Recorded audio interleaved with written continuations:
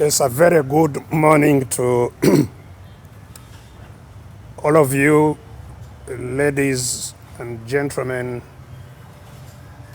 of the media. Welcome and apologies again for the late starting of this briefing. As indicated, it's to brief you about our concerns and views regarding the deployment of Ugandan troops, the UPDF, into the Democratic Republic of Congo.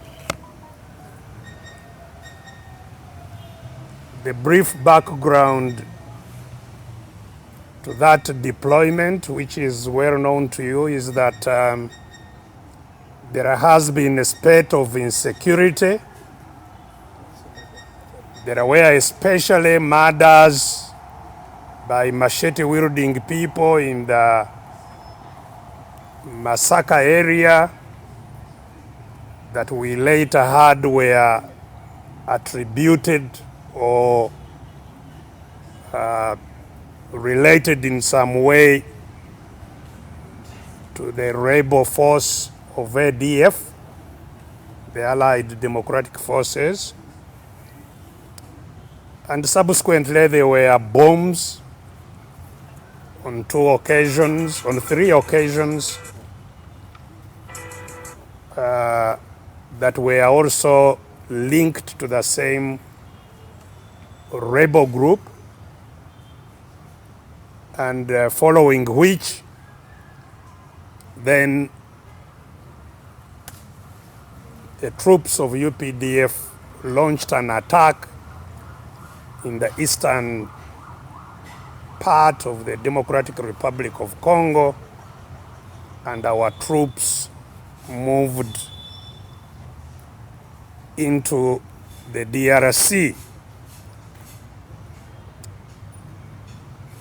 Now, the history of the ADF, again, is fairly well known. It is believed to have been formed around 1989, but it came into prominence after launching a major attack on Uganda from the Kasese border with Congo in 1995, and has been active since that time, since 1995. And so the ADF we are talking about is an armed group that has been involved in violent operations for now 26 years. Now, it will be also recalled that following that major attack in 1995, the UPDF responded and drove back the attacking forces and declared the victory in 1997 that there were no more ADF forces in Uganda after that. But then, of course, you recall that in 1998 there was a gruesome attack on Kichwamba near Fort Portal, which was also attributed to the ADF, in which over 80 students died and over 100 were abducted. That was 1998 in June. And indeed, following that, the UPDF made a major deployment into the Congo in November of that year. And whereas that deployment into the Congo even then was largely as a result of the ADF attack, that deployment lasted 5 years up to 2003, and was eventually not really about ADF. During that 5 years, the Ugandan forces actually founded rebel groups in Congo, armed them, and those rebel groups were then active in trying to change the government in Congo. But also during that episode of 5 years, Ugandan forces were also involved in intra-Congo conflicts between different ethnic groups in Congo. And Uganda took sides with some of those ethnic groups that were fighting within the Congo.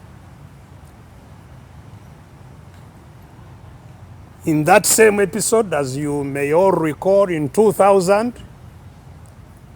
Uganda then was involved in the infamous 6-day war in Kisangani with the Rwandan forces. And during that 6-day war, we lost about 1,000 soldiers who have never been accounted for up to date. Of course, it was during that episode of 5 years that Uganda then became formally accused in the International Court for violating the sovereignty of the Democratic Republic of Congo, for gross human rights abuses, and for looting the resources of Congo. And that case, as you know, was judged in 2005 in the International Court of Justice, and Uganda was found guilty as charged. And as we talk, we have a bill, an settled bill, arising out of that case of $13 billion.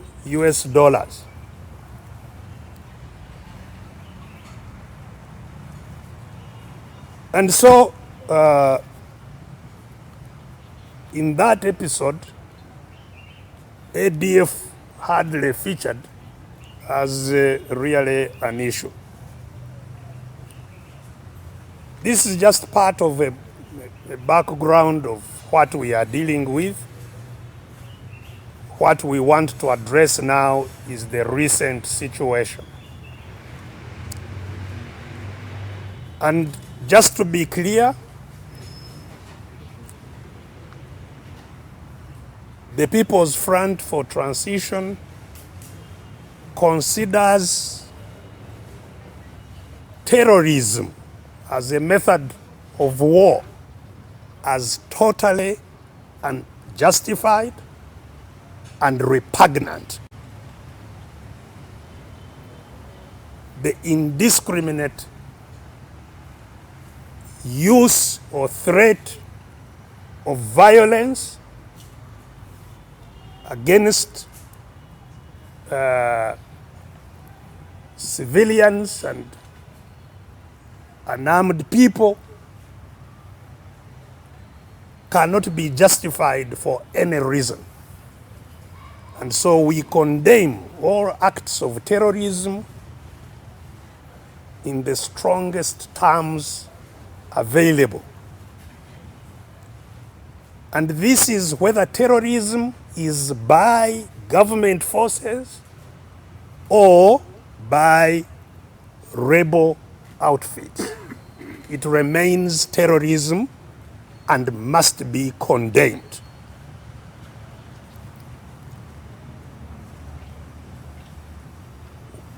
Why are we concerned about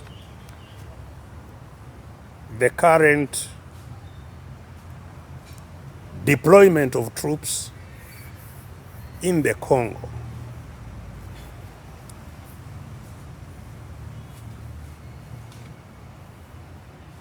First,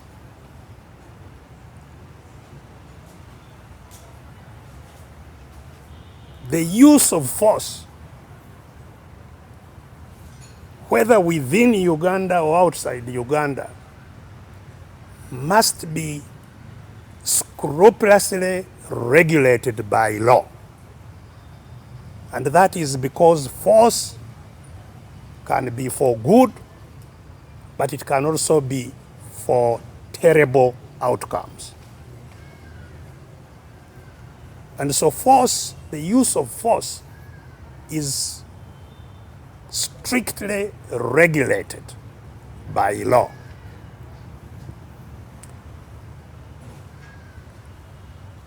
And there is no doubt in anybody's mind, I believe, that the current deployment of our troops in the Democratic Republic of Congo, and therefore its actions there, are illegal. They are not according to the law of the land of Uganda. They are unconstitutional.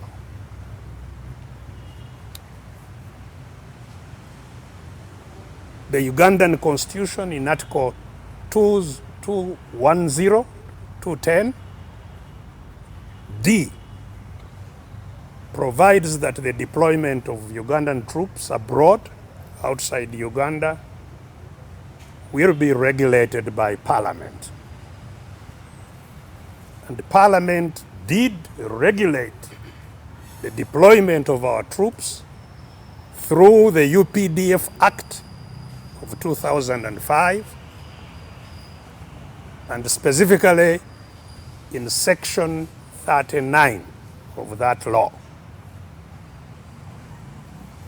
And Section 39 provides for the deployment of our troops outside this country in two circumstances.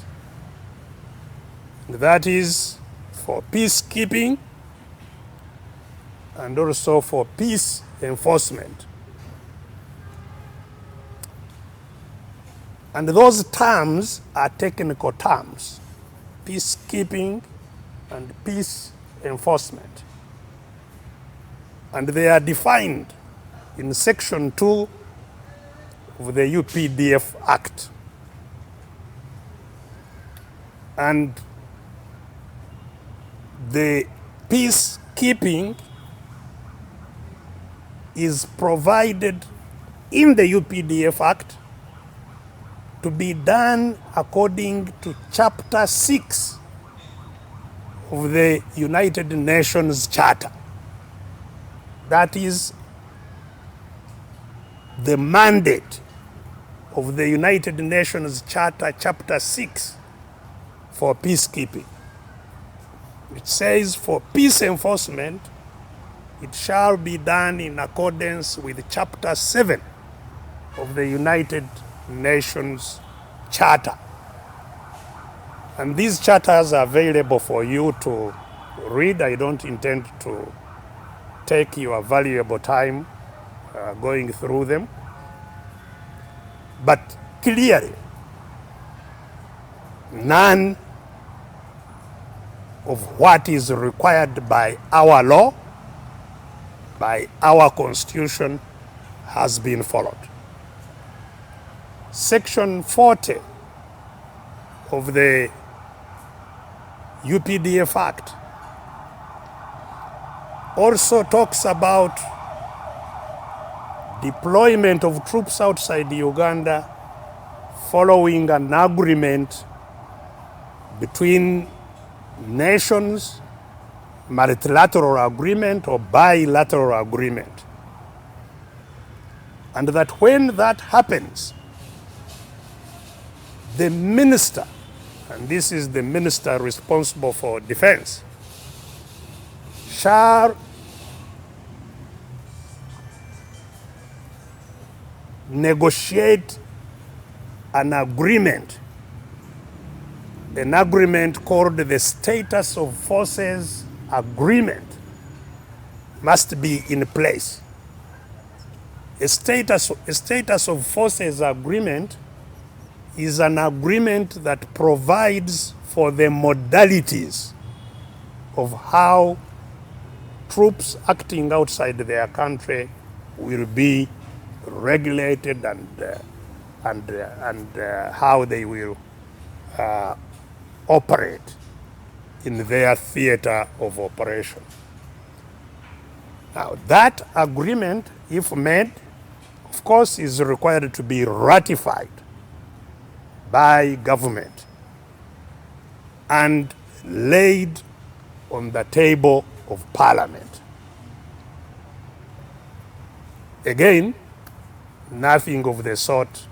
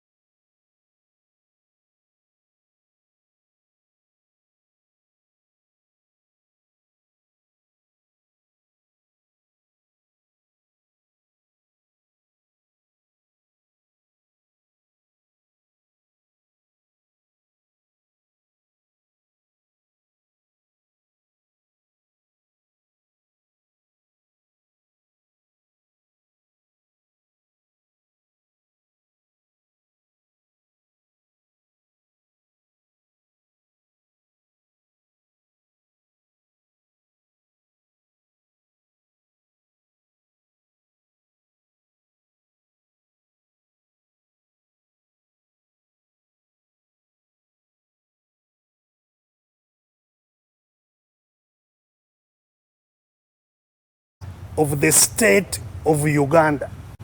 So these are no longer our forces. They are not our forces. Because we are captive ourselves.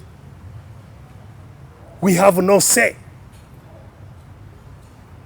And that's hence the struggle to regain our say, our control, our influence in this country. So that's the first concern that we have with this deployment. Second concern is that, you see, this war of ADF, as I have said, has lasted 26 years. It's not a new thing. It's been there for 26 years. It's not the first time we are deploying in Congo to hunt them. So, even as we are deploying in Congo, they are bombing in Uganda. Just like I said, when ADF was declared over in 1997, and later on 2007, they have been here causing problems. So, in dealing with conflicts amongst Ugandans, because these ADF, whether they are terrorists or whatever they are Ugandans. And as Ugandans, any government claiming to be a government of Uganda has a direct responsibility for them as Ugandans. And therefore, to deal with the conflict, it's important to understand the drivers. What is driving this conflict?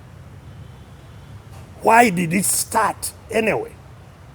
Because for all intents and purposes, you can kill every ADF that is available today. But what will stop other ADFs coming up tomorrow? If the reasons why the other ones came are still available. So, the management of conflict, violent or otherwise, must seek to address the causes rather than the effects. What the UPDF and the NRM junta is focused on is dealing with the effects, not the causes. And we believe that they must have some understanding of what is driving ADF. For 26 years, it cannot be that they are ignorant of what these could be. Let's not forget that even in the 26 years, the NRM junta has had dialogue with ADF. They have had peace talks. They have had agreements with ADF. They have granted amnesty to ADF. They have incorporated ADF fighters into the national army. Some ADF fighters are in the national army. So in that process, indeed the ADF leader is in prison. He has been since 2015. For 6 years, he's in their prison, waiting trial.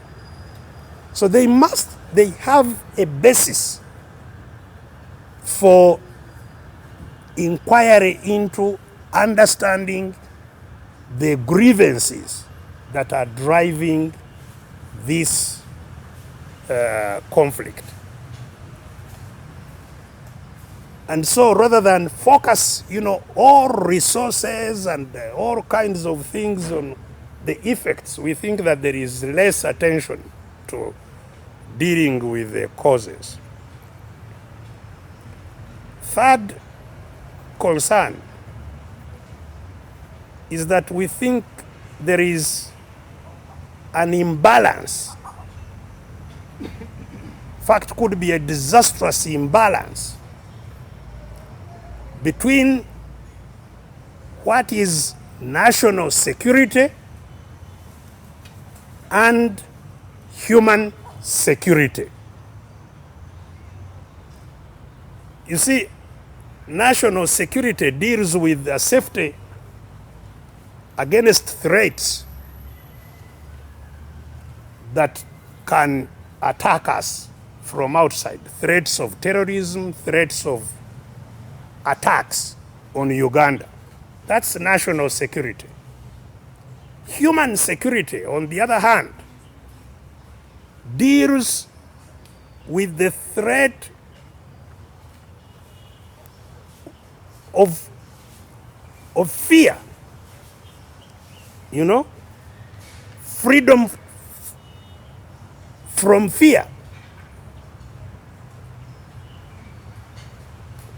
Freedom from want, from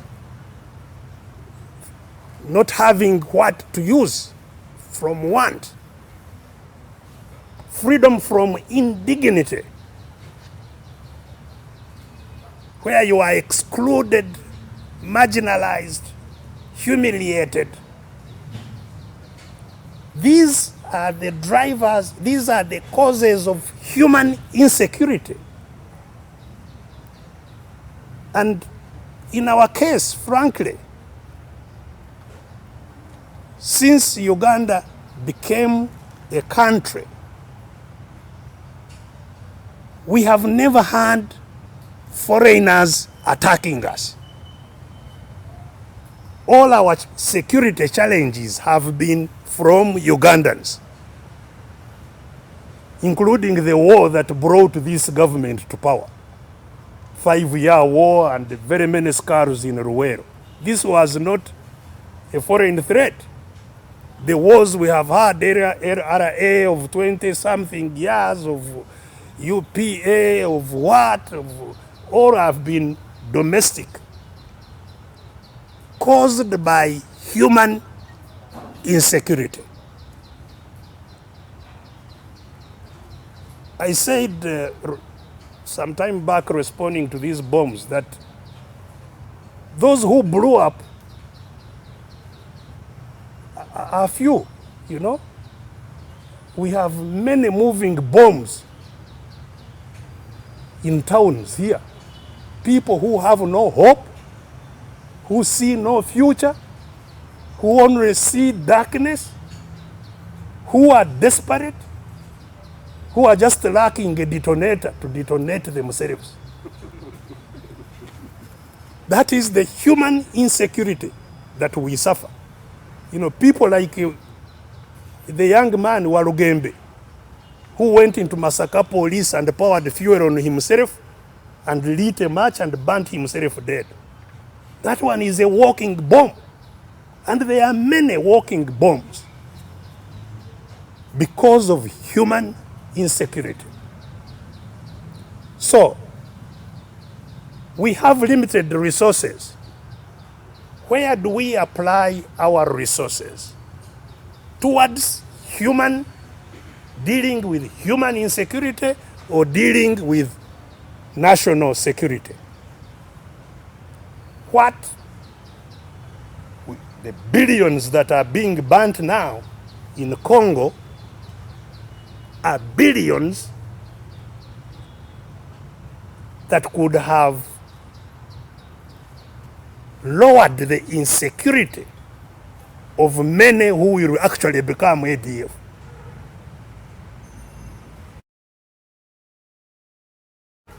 Hopefully, next month, all these kids roaming about who have not been in school for 2 years have no school fees. You know? The ones who have been powering out of schools have no jobs.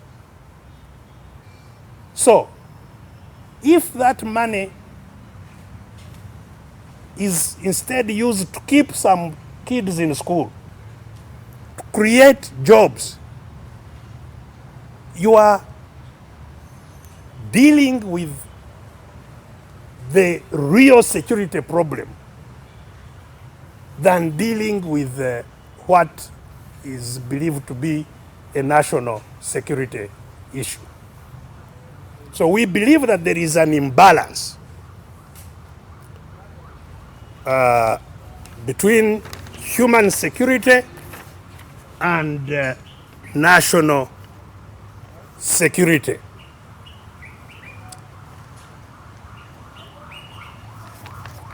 Fourthly,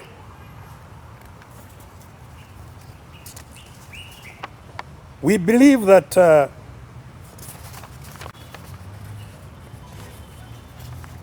NRM junta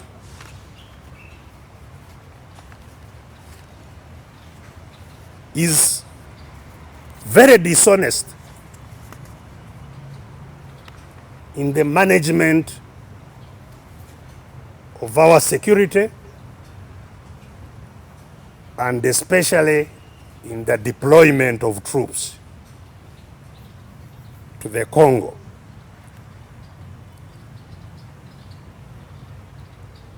And this is, again, a very fundamental issue, because all Ugandans, all citizens are interested in and benefit from the security of our country. We have as much interest as any other in this country, you know? Mr. Museveni or whoever in the government cannot be interested in security of Uganda more than we are. We have a vested interest in our security. And that's why there must be some level of transparency and accountability in the management of these security issues. Ugandans have a right to information and to participate in the processes of defending our country. In fact, it's a duty of every Ugandan to defend their country. It's a duty. But we can't defend what we don't know.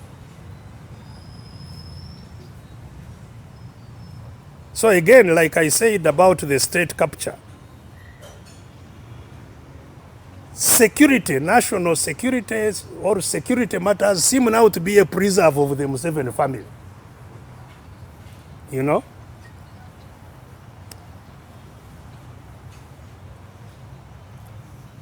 When they deployed in 1998, without anybody knowing, the army commander was the General J.J. Odongo. He was the army commander in 1998. That time I hadn't even retired from the forces. General J.J. was asked whether our forces were in Congo by Parliament. And General J.J. said, no, our forces are not there. And I believe him. As I have said, I was still in the forces. General J.J. did not have any clue. The next day, General Saleh issues a statement and says, no, our forces are not just in Congo, they are deep inside the Congo. So here is a General Saleh who knows. The commander of the forces, General J.J., does not know. The situation has not changed. Of course, now the first son is the one in charge.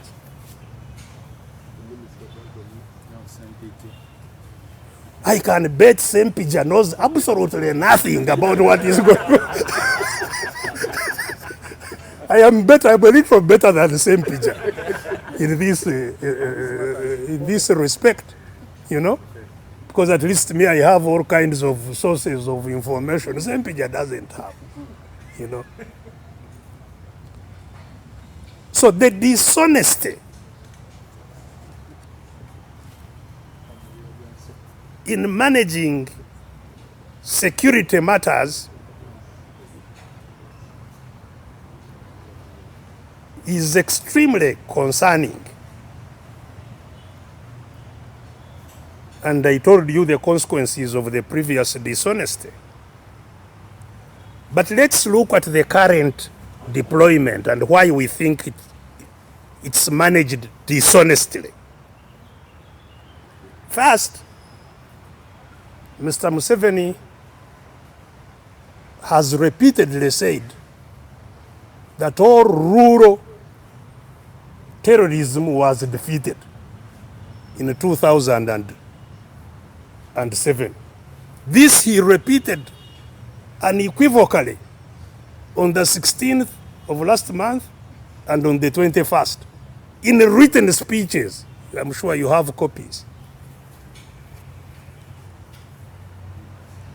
But along the way, they have been indeed reporting that the force of ADF remaining in Congo can be counted on the fingers, the remnants. The largest number that has been attributed to ADF in Congo, as I remember, was 300 guerrilla fighters in Congo of ADF. Now, if we take that to be the case, would that be the reason you take fighter jets? By the way, flying a fighter jet off the ground takes millions of I think one flight could take about 30 million just around to fly off and come back. These are expensive undertakings. So these are fighter jets, supersonic jets. So fighting with supersonic jets, fighting with ballistic missiles, with heavy artillery, with armor. Is this all aimed at the remnants of ADF, or there is something they are hiding from us?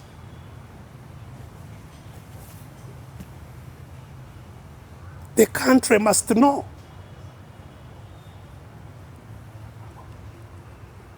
Two,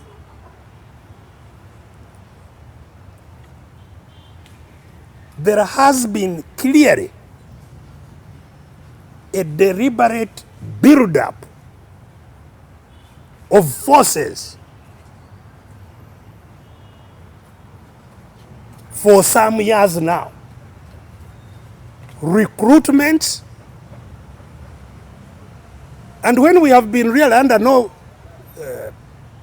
clear threat, at least none that is being communicated to us, but there has been a clear development of forces in terms of personnel, in terms of equipment, in terms of the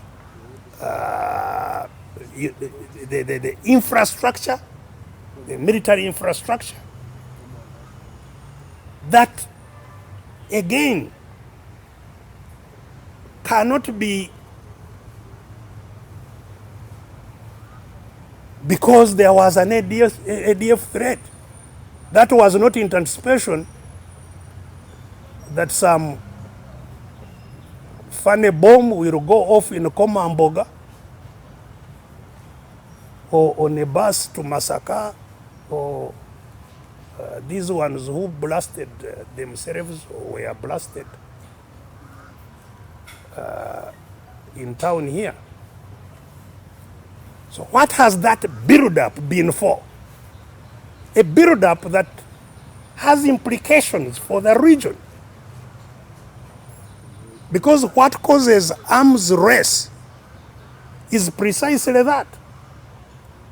When you build up arsenal, your neighbors feel threatened.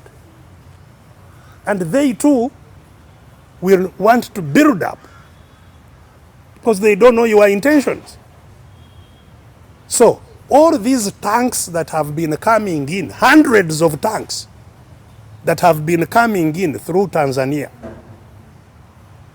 all this purchase of heavy equipment that is now beginning to be deployed, what was it for?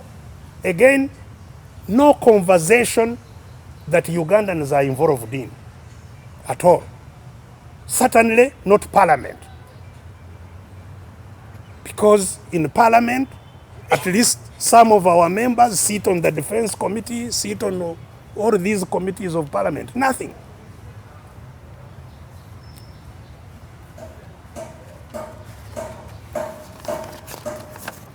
Thirdly,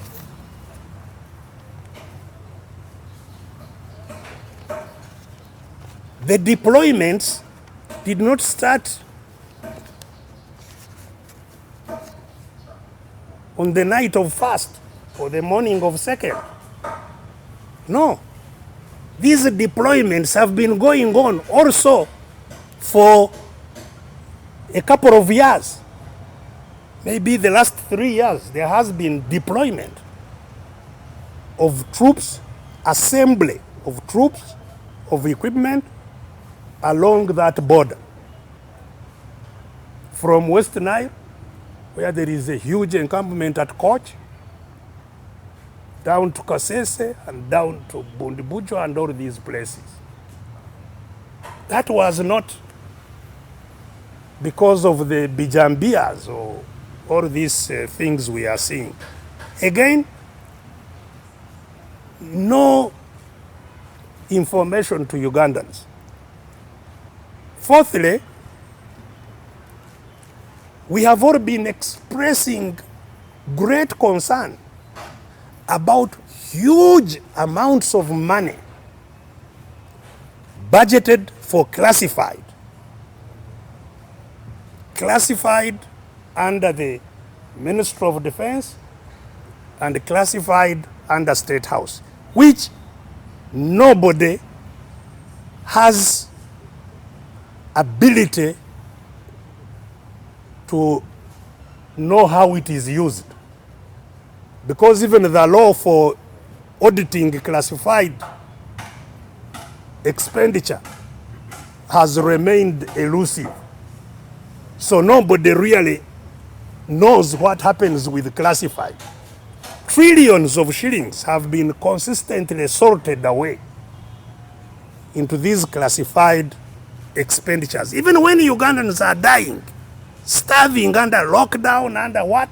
The COVID money, the money we borrowed for COVID, about 5 trillions of that money was sorted away into defense and state house classified expenditure under COVID.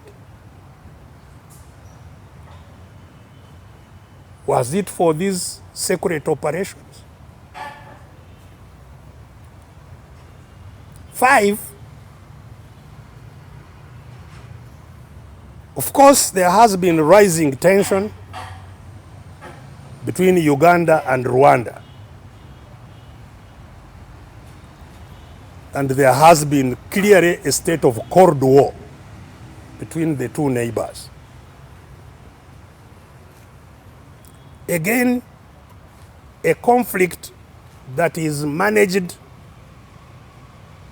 in the bedrooms.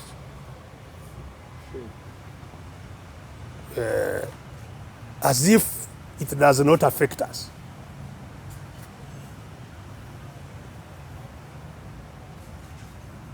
In the process of which, of course, we've seen threats prominently from General Muhoozi the son, not the man.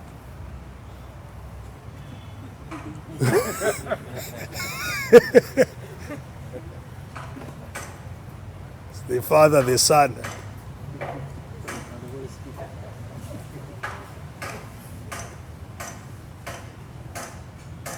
So is there something going on between these neighbors that maybe we do not know.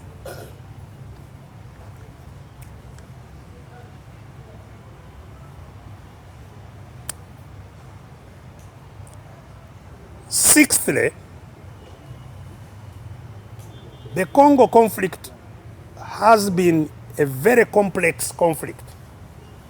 As I indicated earlier, there are many rebel outfits in Congo. Many.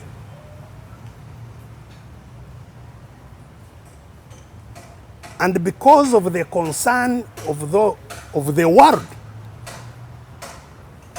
about the insecurity and armed conflict in Congo,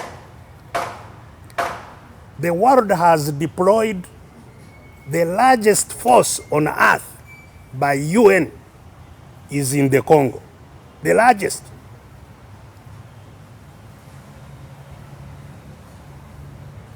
Now coming to close to 18,000 soldiers, UN troops are in Congo. The MONUSCO force is in Congo, about 18,000 of them, and have been for some years.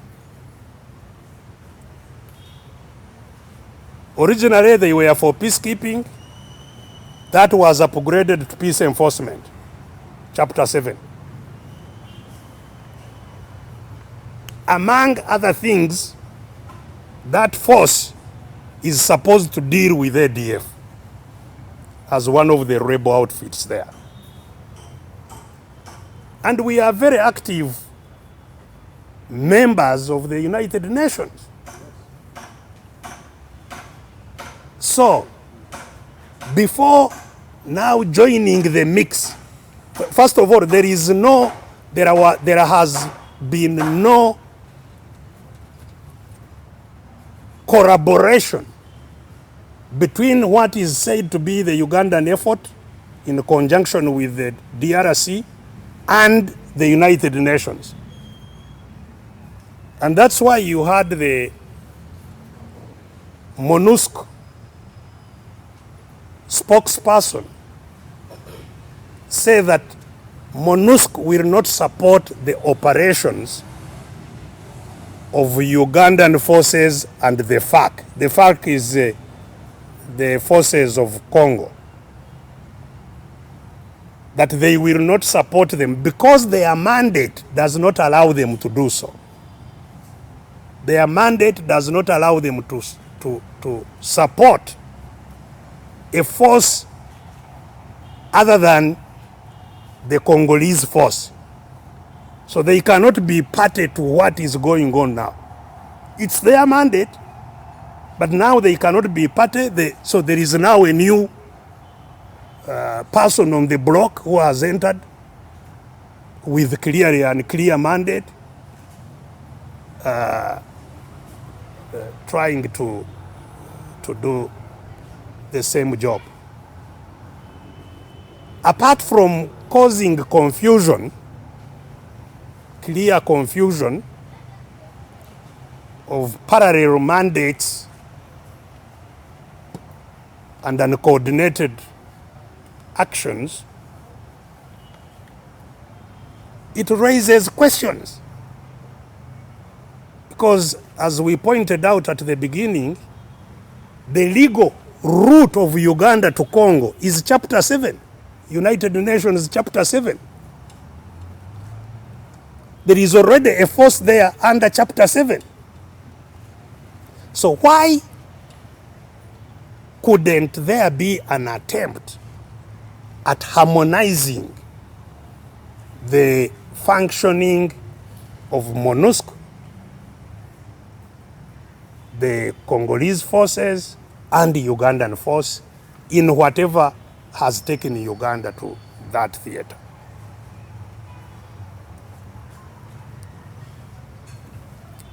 Lastly, amongst our major concerns, it's not the least, but the ones we want to bring out, is that you see Uganda's gold exports have meteorically risen.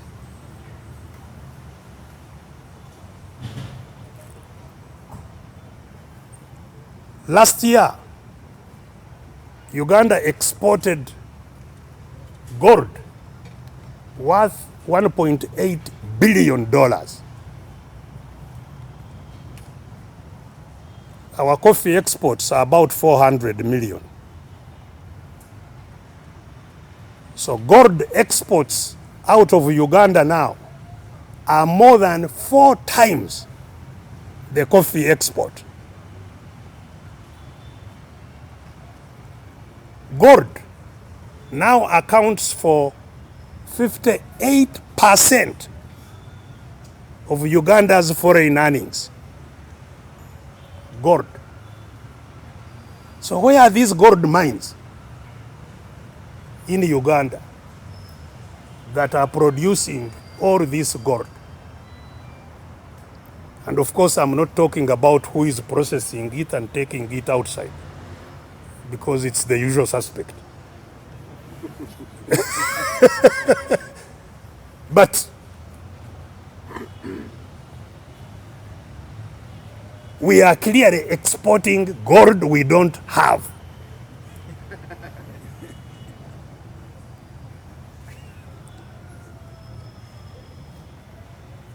Now, if your sheep or goat disappears, and the following morning the neighbor's dog has fur in its feces, do you then question what happened to your to your goat? You know, it's very clear.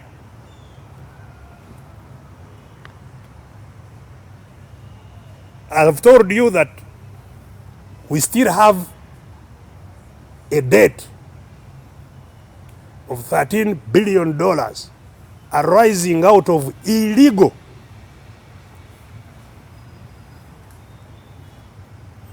taking of Congo's resources. And these were huge, real. You know, the coffee that was removed in those 5 years, verifiable. Even the people who took it, you know, the coffee, the timber. Even before you talk about the minerals, these heavy things that, you know, the copper, which the Otafiles took, you know, is unbelievable.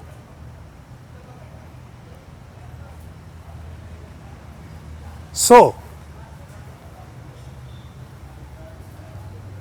since Uganda has a lot of challenges in the economy, is this a way of trying to deal with those challenges? Again, these concerns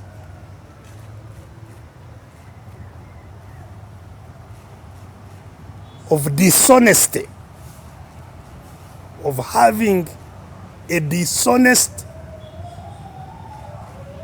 state,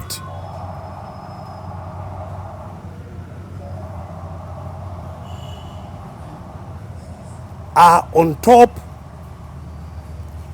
of the concerns that I pointed out earlier. In the circumstances, what do we think needs to be done? Number one,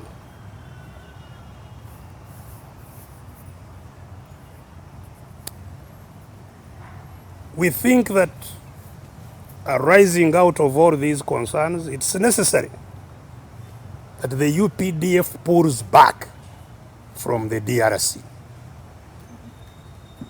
The UN and the DRC government should be engaged with a view to effectively dealing with Uganda's concerns. And the UPDF could, through such engagement, be allowed to provide advisors to the MONUSCO and to FARC forces, the Congolese forces, on how to deal with that problem.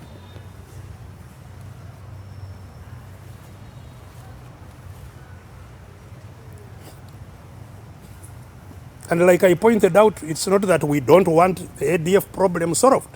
It has to be solved. But taking into consideration all that has been said.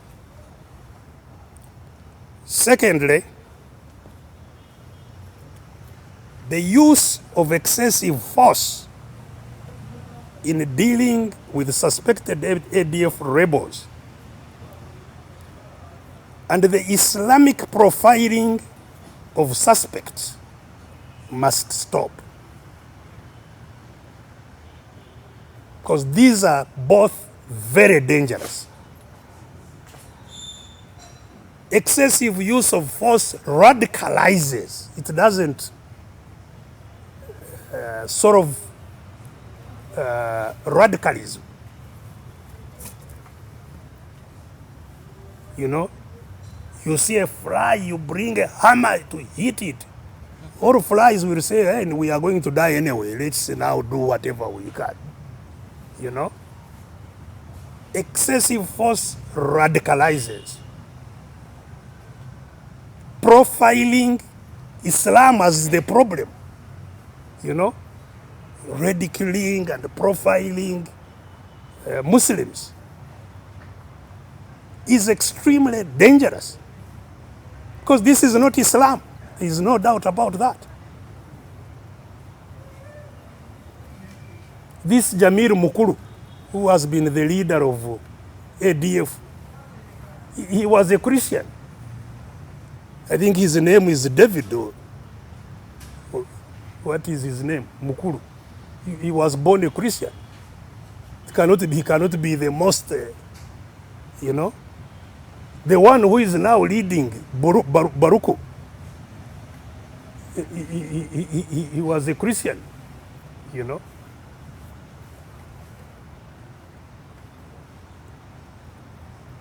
And maybe they still are, because even Museveni was he Yasin or what? Kasim. Museveni himself was a Kasim. It did not take away his being Yowe. Yeah. There is Salim, there is, you know. So even this, you know, it's counterproductive to profile terrorism as related to Islam or Muslims. Thirdly, we must address the real or perceived grievances within sections of our society, including Muslims. Muslims actually have grievances as Muslims because of marginalization, because of persecution. They have grievances. But they are not the only ones with grievances, of course.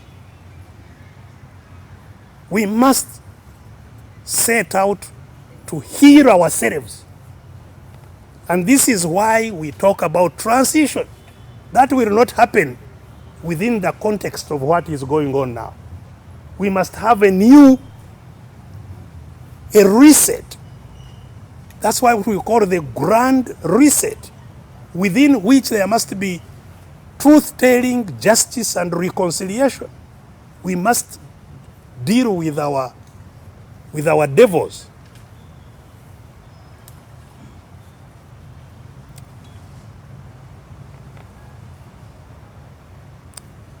And lastly, addressing issues of human security, which I talked about. Addressing things of human security must be a top priority for our country. The failure to thrive crisis of Ugandans, failure to thrive, FTT, that's the crisis of most Ugandans, including, I'm sure, some of you who are seated here. Failure to thrive. People who cannot survive within their country. This is a huge crisis. And of course, it's the crisis that the PFT has set out to address. And with that, I think I finish this statement. This should be a matter that every Ugandan needs to be seized of. It's a matter that has huge implications for every one of us, and one that we must take very seriously. And that's why really we sought to address you, the media, and through you, the country. We have been very busy elsewhere trying to advance the work that will cause the actual change. But we thought that we should take a break and address ourselves to this. But it will not, we know that whatever will change the country must come through procuring a transition from gun rule to people rule. And that's what we are 24/7 committing ourselves to do. Thank you very much.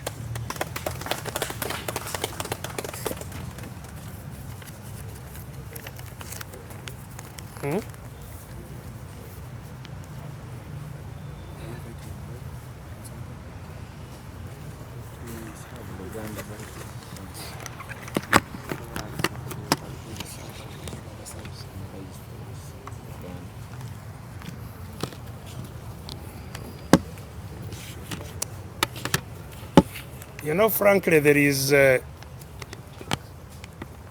don't know whether there is any way in which one can reasonably summarize what I have said, because there are a number of issues. Yes, I don't know whether it's realistically possible to summarize.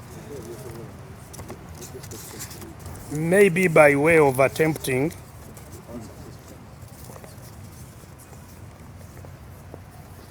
olwaleero twazze okwogera ku nsonga emu yokka naye nga tugitwala nga nkulu ddala, nkulu nnyo eri eggwanga lyaffe, ng'eyo ensonga y'ey'okutwala amagye gaffe mu lutalo ebweru w'eggwanga, ekimaze kati wiiki nnamba ng'amagye gaffe gali Congo mu lutalo lw'eyo. Olutalo olwo lwalabikiddwa nga olwavudde mu mbeera y'obutabadde butebenkevu ebaddewo mu ggwanga lino ebiseera ebiyise, nga mwe mwali ab'ebijambiya, mwe mwali ebbomu ezaabwatuka mirundi 3 mu bifo eby'enjawulo, nga bino byonna byayogerwako nga ebikolwa ebya abayeekera aba ADF, Allied Democratic Forces, nga bagambibwa nti balina enkambi zaabwe mu bitundu by'obuvanjuba obwa baliraanwa baffe ab'e Congo. So okulumba okugenda mu maaso mu Congo kugambibwa okubanga kugenderedde okusaanyaawo enkambi z'abatujju aba ADF. ADF egambibwa kubanga yatondebwawo mu mwaka 1989 naye yatandika olutalo olutegerekeka mu Uganda mu mwaka ogwa 1995. N'olwekyo ADF emaze emyaka 26 mirambirira nga erwana ne gavumenti. Si kipya ADF, myaka 26. We yatandikira ejje ly'eggwanga lyalangirira nga bwa lyali limuwangudde mu mwaka ogwa 97, myaka 2 gyokka nga ADF yaka lumba Uganda. Naye mu 98 ADF neddamu negambibwa okubanga yalumba essomero ery'omutoolo eriyitibwa Kichwamba Technical, neyokya essomero eryo mwafiira abaana 8 n'abalala bangi ne batwalibwa, ekigambibwa nti batwalibwa bawambibwa.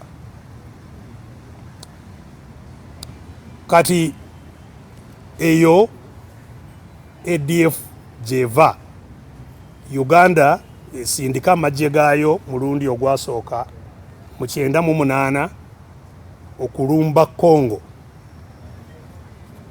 Olulumbaganyi olwamala emyaka 5 kuva 98 okutuusa 2003.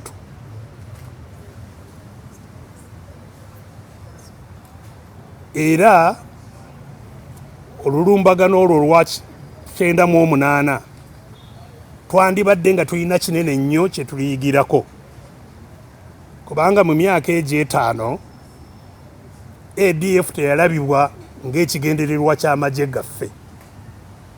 Amagye gaffe gaali gasangibwa mu bibuga ebya Badolite eri ewala nnyo, Kisangani n'ebibuga ebirala eyo mu Congo.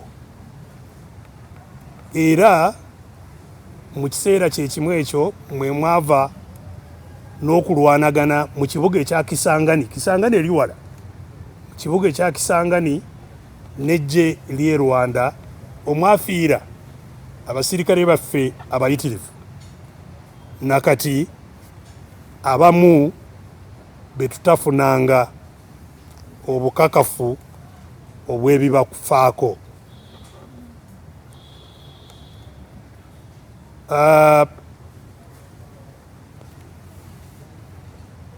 Kati ekyatututte mu Congo nga bwe ngambye ebyabaddewo mu biseera bino, naye mu kugenda mu Congo ne tufuna ebintu bye tulaba ebisoomooza eggwanga lyaffe ku kulumba okugenda mu maaso olwaleero. Ekisooka nti enkozesa y'amagye oba ebyokulwanyisa byonna eyina kubanga egoberera mateeka, kubanga bw'etagoberera mateeka ekiva mu byokulwanyisa kisobola okuleetawo obuzibu obunene ennyo mu nsi. Mwalaba amagye aga Germany n'amagye amalala agagenze ebweru w'amawanga mwe gava, ebizibu bye galeeta mu nsi yonna. Lwe twasooka okugenda e Congo, olutalo olwo lwakomeekereza nga lugassa amawanga 6 amalala ageggatira mu Congo okutulwanyisa. Omwali Angola, Namibia, Zimbabwe, Zambia gonna agayingira Congo okutulwanyisa. So okutwala amagye oba ebyokulwanyisa mu mbeera yonna kirina okugoberera nnyo amateeka.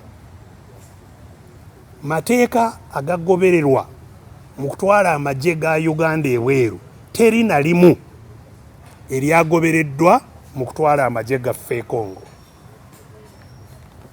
Ssemateeka n'etteeka erifuga eggye lya Uganda UPDF lyalinnyiddwa mu kutwala amagye gaffe e Congo. Obuwaayiro nabo basomedde obwandibadde butambulirwako okutwala eggye ebweru. Ekyokubiri nti mu kutwala eggye ebweru kulwana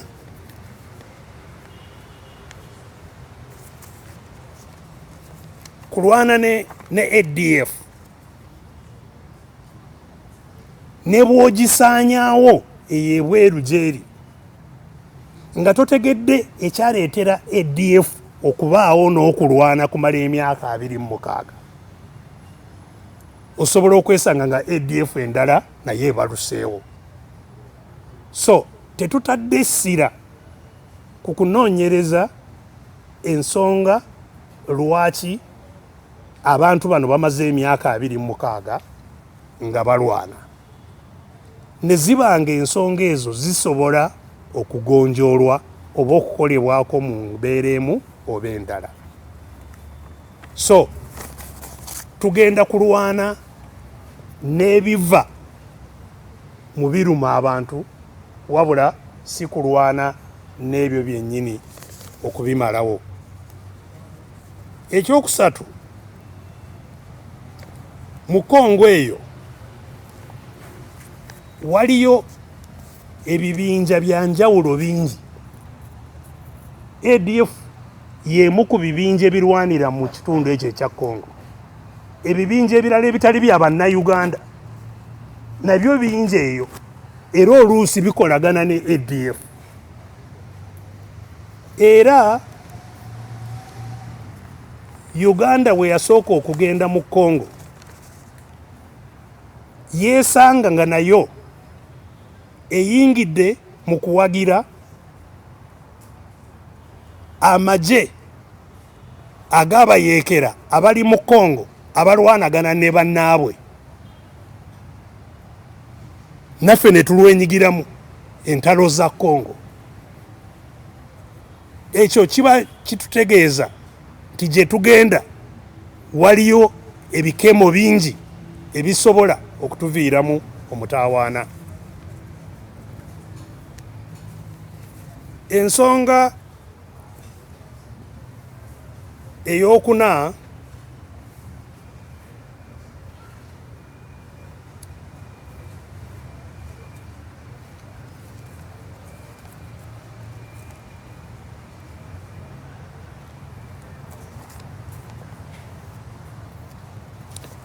tulowooza nti ensonga z'okwerinda kw'eggwanga ze tuyita national security, kwerinda kw'eggwanga ku bulabe obusobola okututuukako okuva ebweru, tetuzigerageranyizza bulungi n'ensonga ezikwata ku kwerinda kw'abantu oba okwebeezaawo kw'abantu ssekinoomu, kye tuyita human security. Kubanga ekituusa omuntu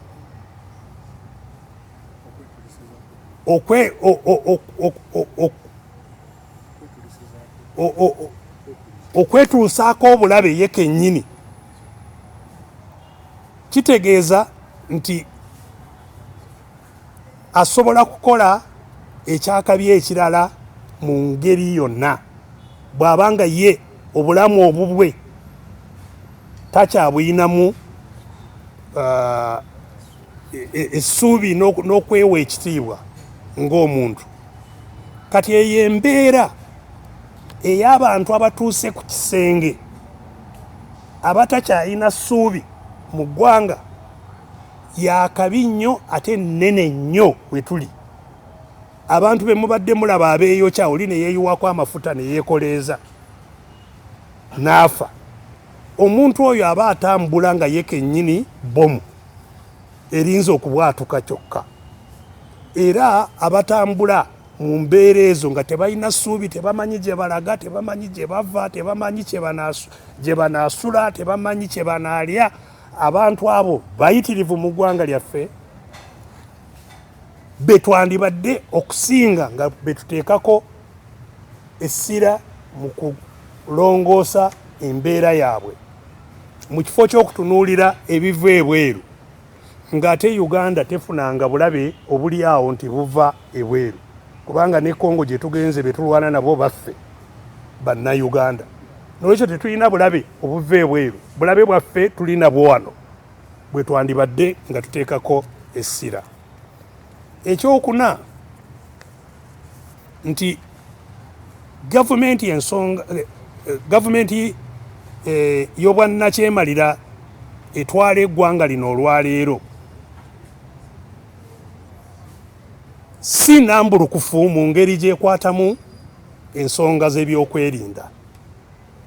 Tekozesa mazima eri bannayuganda bekikwatako. Kino tekyewuunyisa kubanga ffe nga ba People's Front tuludde nga tugamba nti eggwanga lyennyini liri mu buwambe. Kati abaaliwamba tebalina kye batwebuuzaako, tetulina kye tubagamba ng'engombo eriwo ennaku zino. Bo bakola kye baagala. So bye bakola byonna biri mu nzikiza, tetumanyi lwaki babikola. Era bingi bye bazze bakola mu ngeri eyo ebiyina ebyandiba n'akakwate ku kutwala amagye e Congo. Ekisookerwako nti amaanyi g'ebyokulwanyisa ge mwalabye si gegandibadde ng'agagenda kulumba eggye eryawangulu edda nga bwe bazze batugamba. Ne mu speech mwami Museveni gye yaakawa mu mwezi guno oguwedde yagamba nti ADF yawangulwa 27 era terina busobozi bwonna. Kati ADF bazze bajoogerako nga bweyina abasirikale obutonotono obwasigalawo era nga tebukyasobola kutegeka okulumba eggwanga wabula okuleetawo obutali butebenkevu mu matawuni era nga kye basigadde kukolako. Kati bwebanga ADF eri mu mbeera bwetyo, ate ebyokulwanyisa byonna ebyavuddeyo, n'otwala ennyonyi ennwanyi, n'otwala ebimotoka ebisindika amasasi wala bomu wala nnyo bye bayita ballistic missile, n'otwala ebyokulwanyisa byonna binnamuzisa bye batutte Congo byonna, kweri ADF yebitutte eno eyaggwawo dda oba waliwo ekirala kye batatubuulira? Ekyokubiri, wayise emyaka kati egiwera nga bazimba amaanyi g'amagye agatakwatagana n'obulabe eggwanga bwe limanyi. Wabaddewo recruitment, kwongera ennamba y'abasirikale, wabaddewo okugula ebyokulwanyisa ebyo byenjogeddeko eby'amaanyi, ng'ate abalabe teri atubuulira nti waliwo obulabe oba oli awo obwandiba nga butusemberera. Parliament teyina kyebimanyiiko bino byonna. Era tebakomye ku zimba amaanyi wabula n'okugatwala mu bifo ebyenjawulo okuliraanya Congo, okuviira ddala eri mu Mambuka mu disitulikiti y'e Nebbi okutuukira ddala eno e Kasese wabadde nga wazimbibwayo ebibinja eby'amaanyi ennyo okumala akabanga. So si kya ADF kubanga ekoze kino oba oliawo. Ekyokusatu oba ekyokuna, ssente ezizze nga zitwalibwa mu ngeri era etategeerekeka mpitirivu ze bayisa mu kye bayita ekyama, nti zakyama mu magye, zakyama mu State House, obutabalika n'obutabalika obubadde butwalibwa ate nga teri enkola yonna mu ggwanga lino ebugoberera okumanya wa gye bulaze ne kye bukoze. Oba oliawo ssente ezo kati tutandika okulowooza nti zaali oba ezimu za kwetegekera ebintu bwe biti. Ekyokuna, e Congo nga bwe ngambye waliyo ebibinja bya njawulo biyitirivu. Ekitongole ekigatta amawanga g'ensi zonna, United Nations, kyamala dda okusalawo wabeereyo eggye ery'amawanga gonna, United Nations Force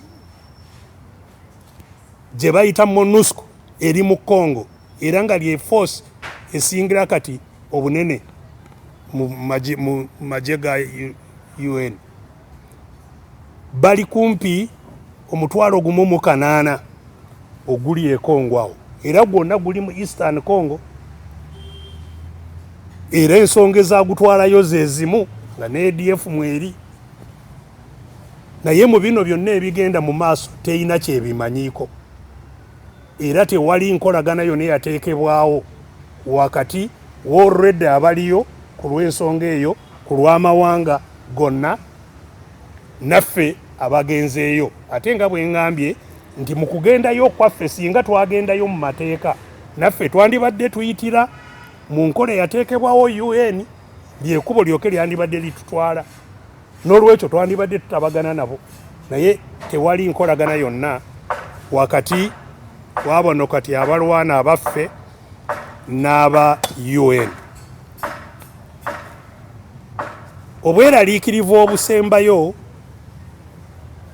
bungi, naye bwe tusoddeyo bwebwe obukwata ku by'obugagga bwa Congo,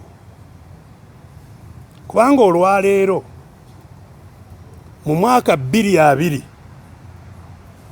Uganda yatunda ezaabu ebweru eyenkanankana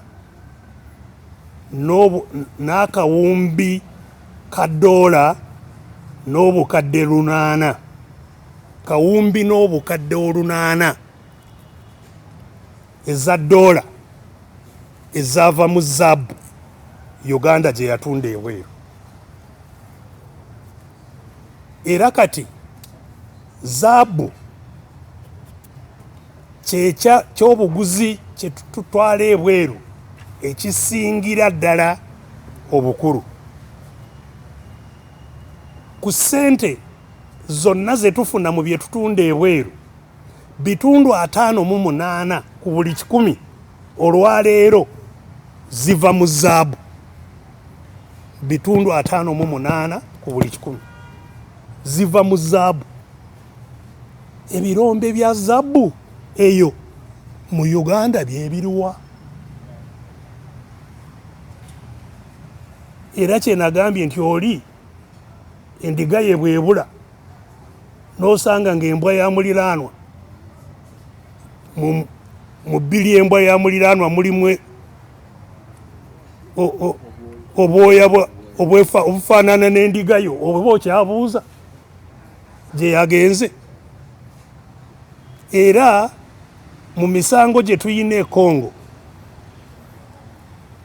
bwe bubbi mu lulumbagano lwasooka 98 kutuusa 23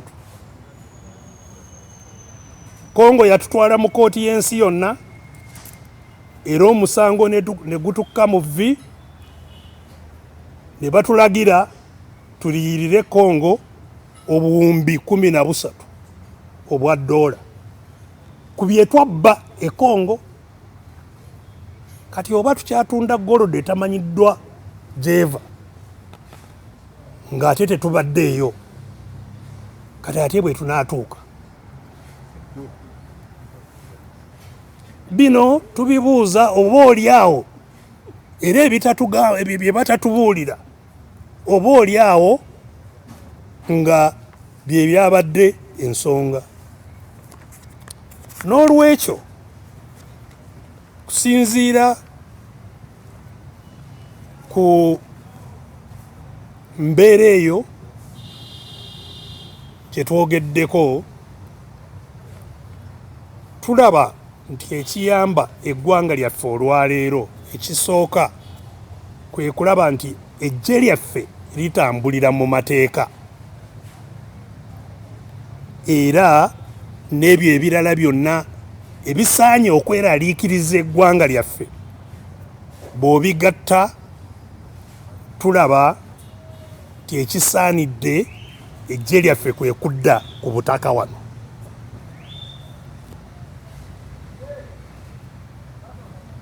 Luvannyuma Uganda ekwatagane n'eggye ly'amawanga ag'ensi zonna eriri e Congo n'amagye ga Congo mu butya ADF esobola okukolebwako e Congo.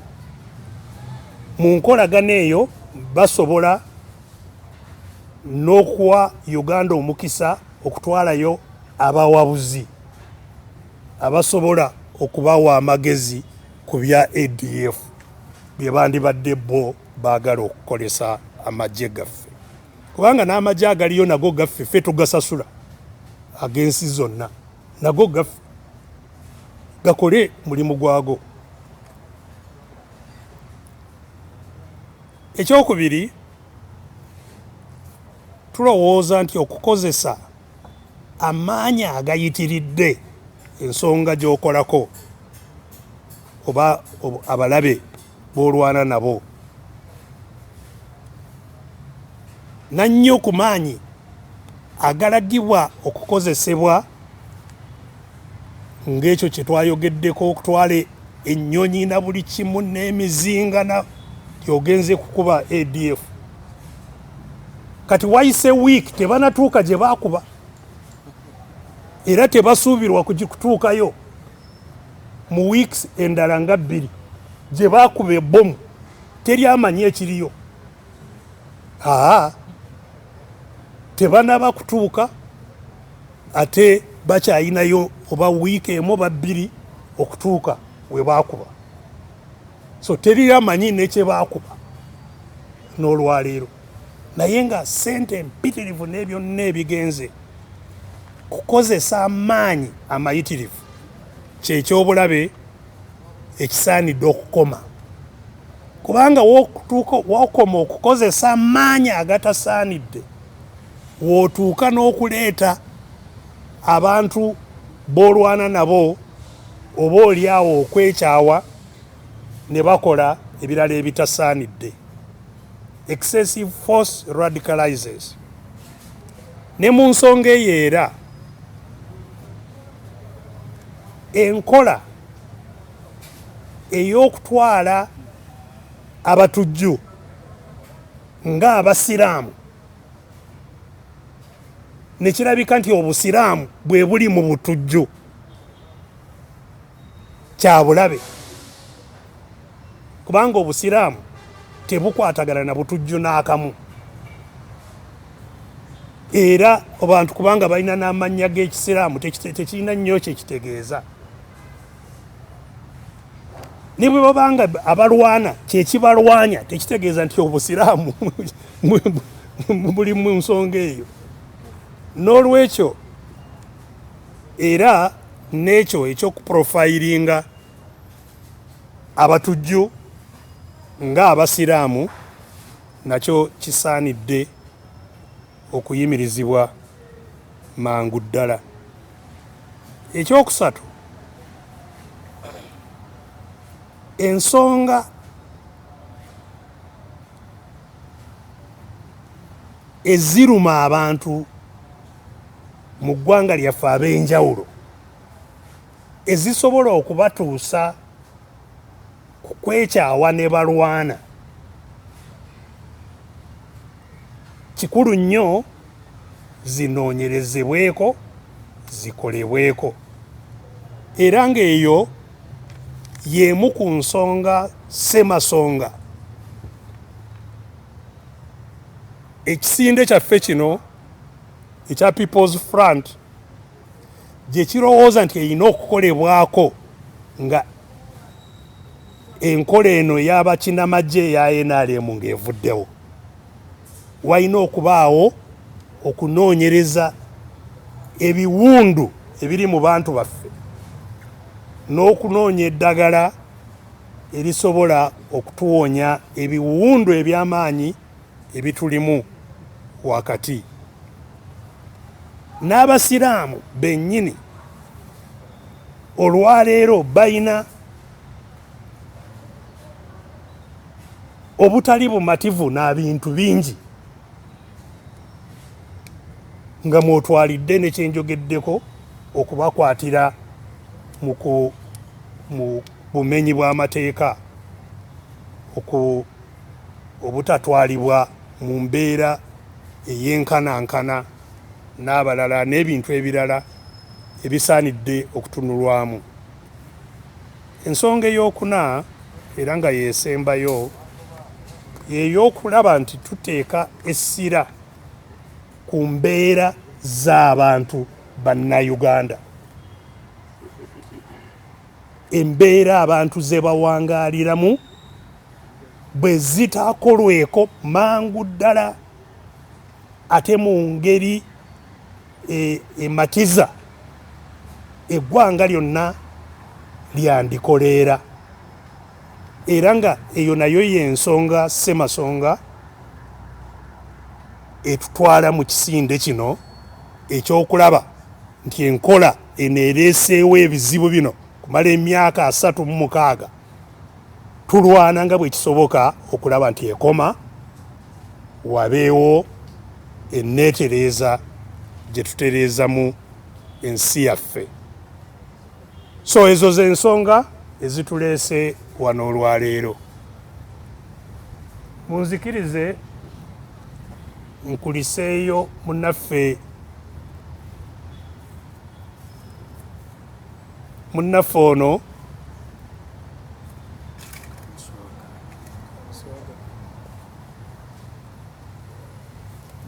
ono yakwatibwa 2011 mu biwookutuwaaka eyo nga tuli mu lutalo olwo. Amaze mu kkomera myaka 10, yakafuluma kuva ekitalya, talina gwe yabba, talina kye yakola kulwanirira nsi ye. N'olwekyo abantu baffe abalwanyi bingi bye bayitamu. Ndi musanyufu nti Kamuswaga era yazze ng'abuuza ekiddako.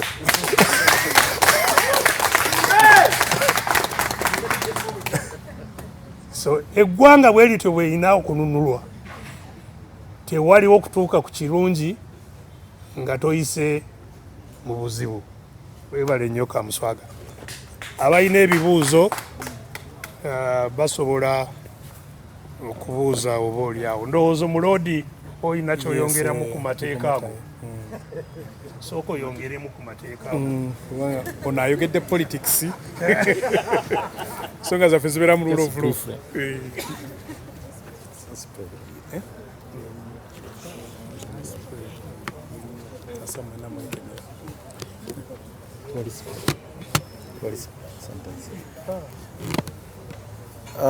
Allow me be very brief.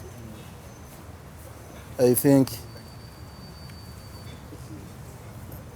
Dr. Ebre articulated all those issues. Only one aspect which I would like to substantiate: the legality of the deployment. Under the existing legal framework, the mission outside the country has to be clearly defined. That should be underlined. The mission must be clearly defined under the law, both the domestic and the international law. Under the domestic law, the Constitution in Article 210 gave the mandate to Parliament to create that framework that would define the mission.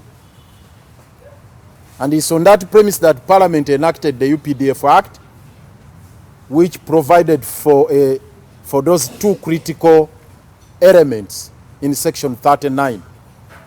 It has to either be a peacekeeping mission or peace enforcement mission. That's what I wanted to underline. And under the international customary law, there is also the element of hot pursuit, which largely operates in the warfare on the sea or water bodies, but to a certain extent it can be extended to other areas, to a smaller extent. But now, we want to put to task this regime. And you members of the media, you ask them, under the existing framework, the legal framework we have, what is the character of this mission? Is it a peacekeeping force? Rather, is it a peacekeeping mission?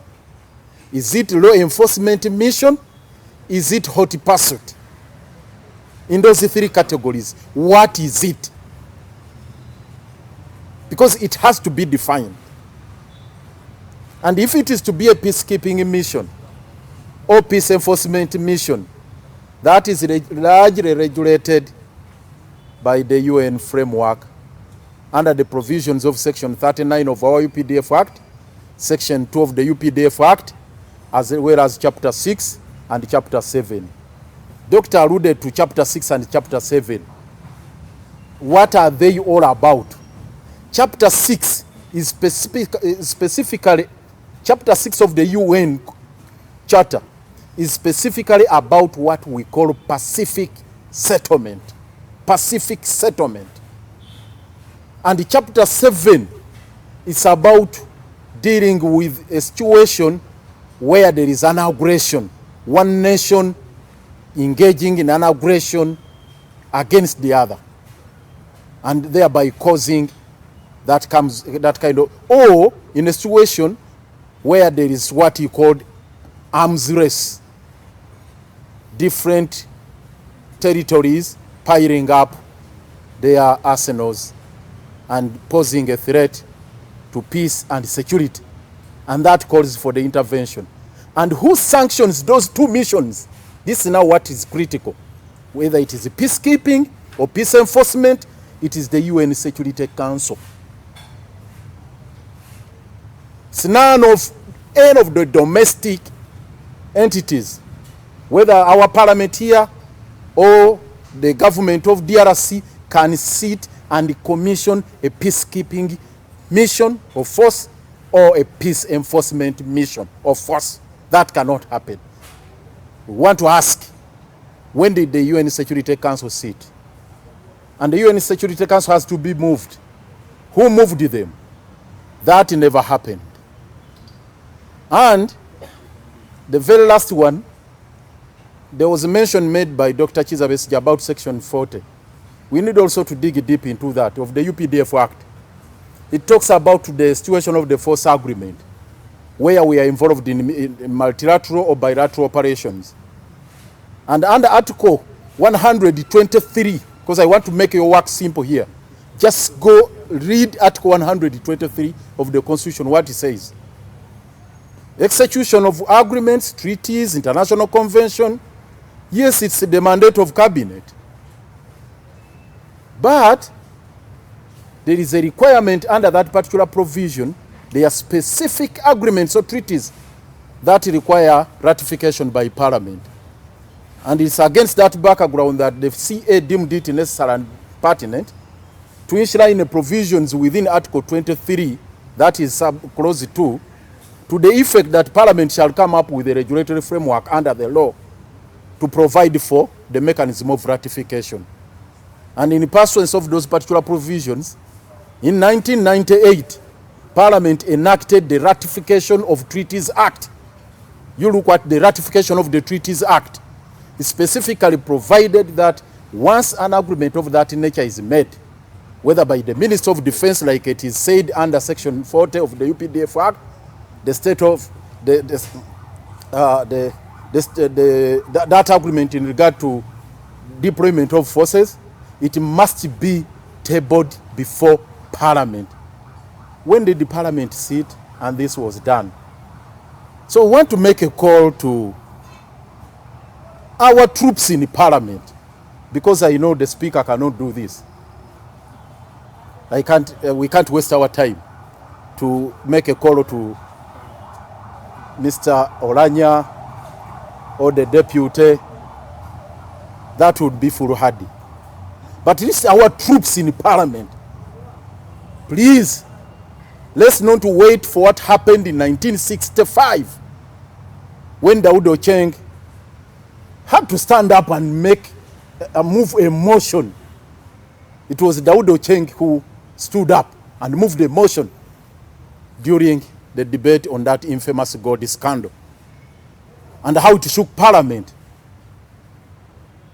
We are looking forward to seeing a Daud Ocheng coming up now to bring the roof of Parliament down on this issue and ask this very, very pertinent question which touch the heart of the security of this country, our lives, because we are all threatened. These are legal matters. So the UN, which is also financing these missions and doing all this, in addition to the statement issued by the spokesperson of MONUSCO, there must be a clear statement on this. Because the mandate of MONUSCO is well known under the framework, is to deal with the pacification of Eastern DRC. So are we in DRC to pacify it unilaterally as UPDF, or to bombard and kill innocent people in DRC? So these are all pertinent questions.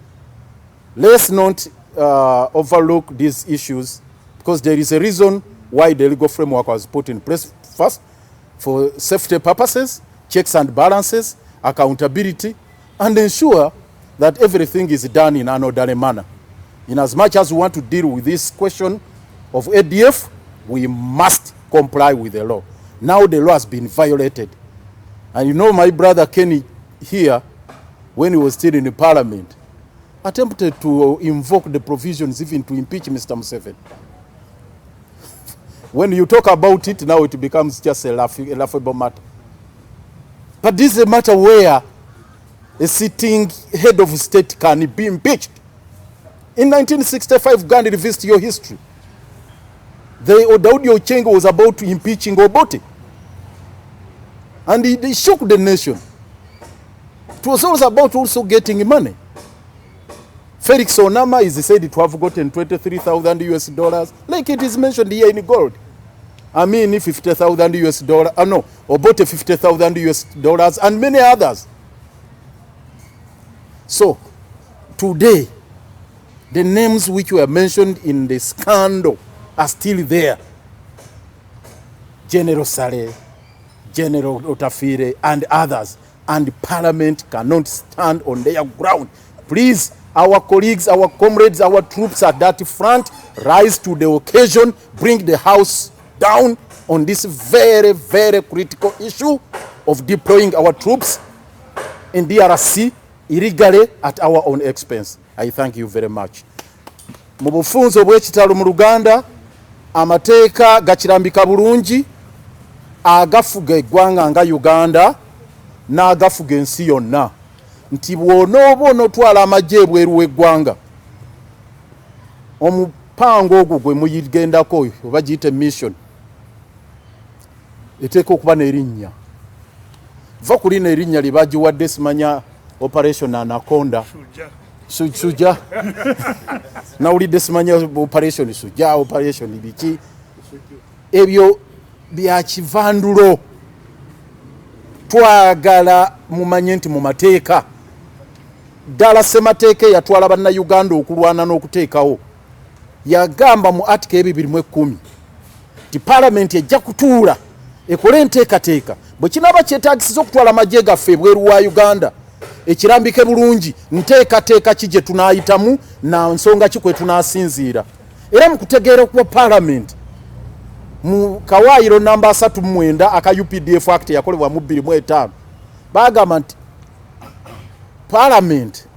government ejja kutwala amagye gaffe ku nsonga 2 mu kawaayiro namba 39 ensonga ezo either kuuma mirembe oba kugenda kulwanirira kuteekawo mirembe, peacekeeping or peace enforcement, kukuuma mirembe oba kugiteekawo. Naye tebakoma ku ekyo era ne bateekamu obuwaayiro ne bagamba nti ekyo kinaakolebwanga kitya. Ne bagamba nti mudde mu kawaayiro namba 2 aka UPDF Act kakutwala mu UN Charter. UN Charter ina chapters nyingi naye waliwo chapter ey'omukaaga n'ey'omusanvu. Ngegamba chapter ey'omukaaga yeyogera ku peacekeeping, okuuma emirembe. Chapter ey'omusanvu ye peace enforcement. Nga kigamba nti bw'oba ogenda kuuma mirembe nga bwe twagamba nti amagye gaffe gagenda Somalia kuuma mirembe, oba togenze kulwana era tobaako na luddo era tokuba dabibwa kulwanyisa tokola kino tokola kiri, gwogenze kulaba nti waliyo mirembe, ekyo tebannatugamba nti kyekyabatutteyo. Mu chapter ey'omusanvu eya UN Charter era naye eyogerwako mu kawaayiro namba 39 ya UPDF Act egamba enforcement, peace enforcement, okuteekawo emirembe olumba mugenze kulwana. Naye ng'okulwana okwo baakuteeka ku kawaayiro nti ensi emu ng'erumbye endala. Era mu kawaayiro aka 39 bagamba bwebeera peacekeeping force, paalamenti yeewa obuyinza. Era bano balina okuteekawo bwe baba mu biseera bya emergency at least mu nnaku 21 mu kawaayiro aka 39 aka UPDF Act. Ne peace enforcement eyo olw'okubanga tuli ba signatory ku UN Charter kiba kitukakatako UN Security Council bwegamba nti kati tulina okulaba omuntu ono egganga lino Uganda yalumbye South Sudan, tulina okugendayo okutaasa South Sudan. Olwo tebalinda na parliament kubanga eyo peace enforcement tuba twasayininga dda mu UN Charter okuba nti tugyetabamu. Peacekeeping nga parliament erina okutuula. Naye kati tebannatugamba nti eno peacekeeping, tebannatugamba nti eno peace enforcement oba kulukizaawo mirembe. Waliwo gye bayita hot pursuit. Hot pursuit yatandikira nnyo ku nnyanja ey'okusi nti amaato egaba mumba mulwana omulabe n'asukka territory kati nga Lake Victoria eri ku nsi 3. Bw'oba ogenda ku Lake Victoria, boda ya Uganda ku Lake Victoria ne ya Tanzania eyinza okubula. Oyinza ogoba omulabe n'alinnya eryato n'akulosinga nga adda Kisuumu. Bw'ayita ku mijingo ng'ogamba nti nkomye wano, oyinza ogamba nti ayise ku mijingo katwongere tumulumbe yadde kati gana amazzi ge tulimu ge Kenya. Eyo hot pursuit naye ekkirizibwa okutwalaganya ekipayo Yesu kumutwala kiyumba anaagwa misinde, ekyo nakyo kkirizibwa okurosinga boda mu mateeka. Kakati obuzibu bwe tulina akaseera kano, kino kyakolebwa mu ngeri etali nambulukufu mu mateeka. Tebaatugambye nti kya peacekeeping, tebatugambye nti kya peace enforcement, tebatugambye nti hot pursuit ya kugoba mulabe. Bo bagenze mu nkola ya kikawuboyi. N'olw'ensonga eyo bannaffe amagye gaffe agali mu parliament temusirika, musitukiremu, mubambalire, kubanga section ey'okuna section ya 40 bakawaayiro namba 4 mu UPDF Act kagamba ne webeera peacekeeping mission, ne webeera nga tulinawo endagaano yonna gye bayita state of forces agreement esayiningidwa minister wa defense, mugibuuze kubanga minister wa defense olwaliro Sempijja naye nga muganda ga Dr. Kizza Besigye wano wabagambe chairman waffe ne bwobuuza Sempijja yasayiningiddewo endagaano mu kawaayiro namba 4 sejjiri munsonyiwe sejjiri andi ku bwongo ali mu komera.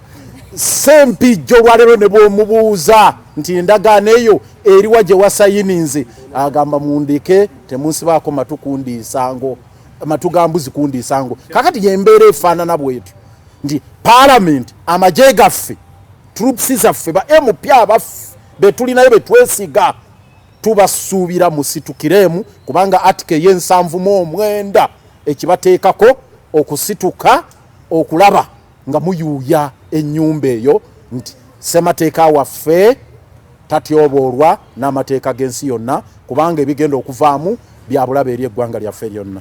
Mwebale nnyo, mwebalire ddala. Thank you so much.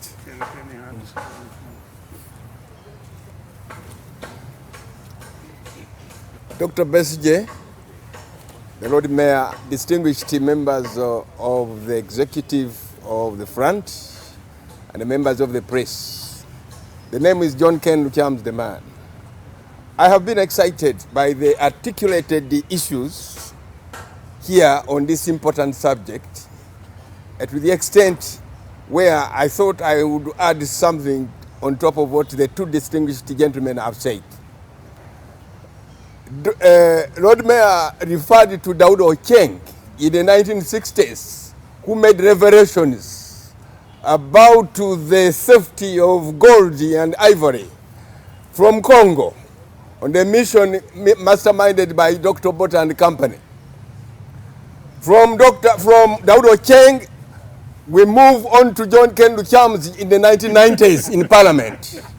It is on record that I stood after making research, after inquiring from various peoples what was happening in the Congo when the rumor rotated around that the UPDF had entered Congo.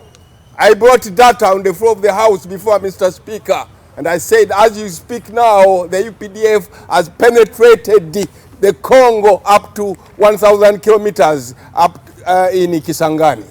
People thought I was joking. It was not a joke. No sooner did I say that than someone said, yes, the young man is correct, because I was young at that time. Lieutenant Mwebaze has perished in the Congo. Jet Mwebaze has perished in the Congo.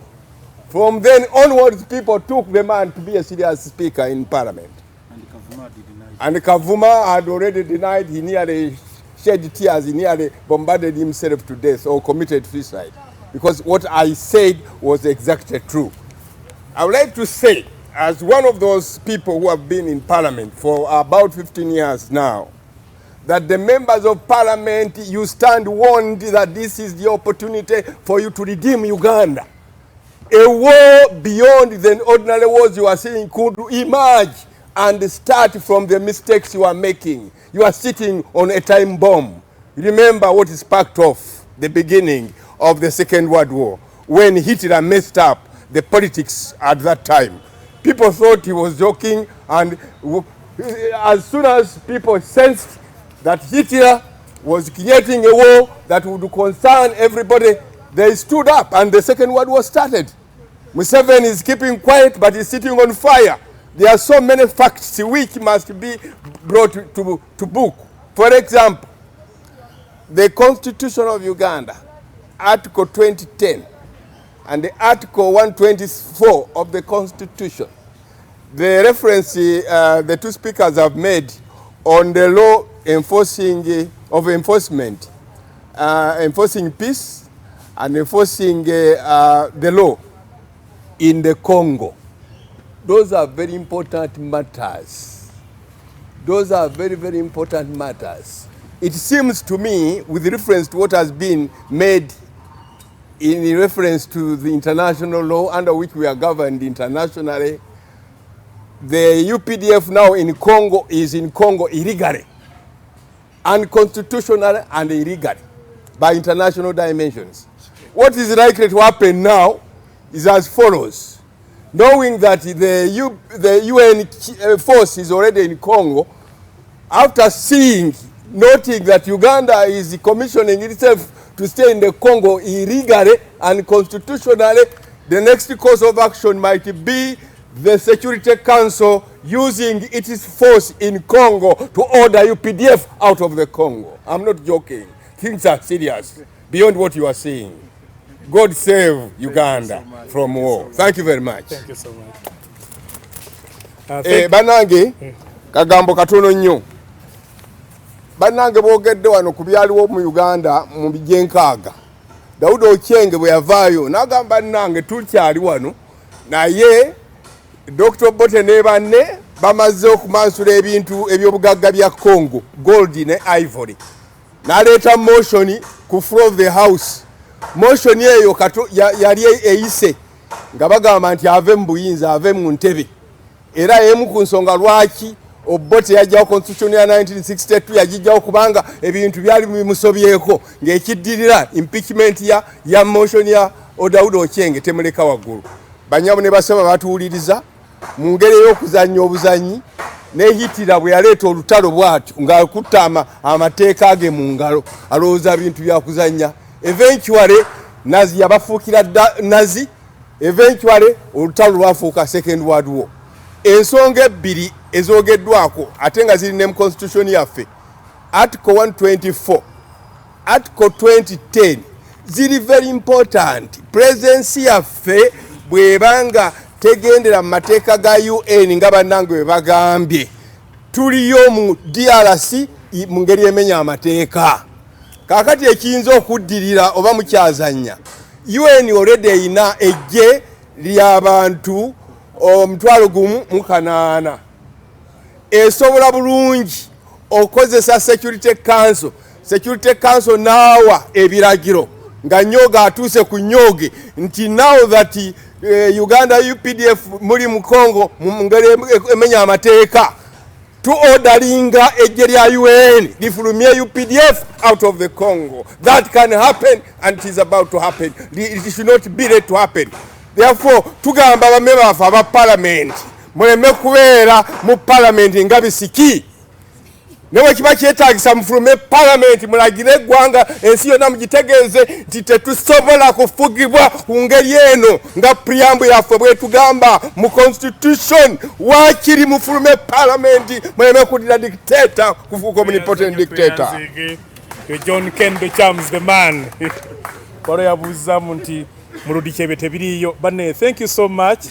If there are questions, make them short. Your media house and the question direct. Please ask on the issues addressed here today. Thank you. Yes.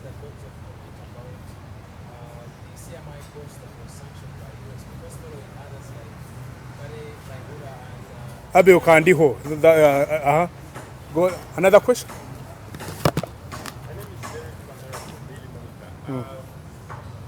Doctor spoke about Uganda selling gold outside. Yes. From his findings, would you like to know where this gold is being gotten from, and whether the ongoing war or attacks on DRC, whoever knows, would be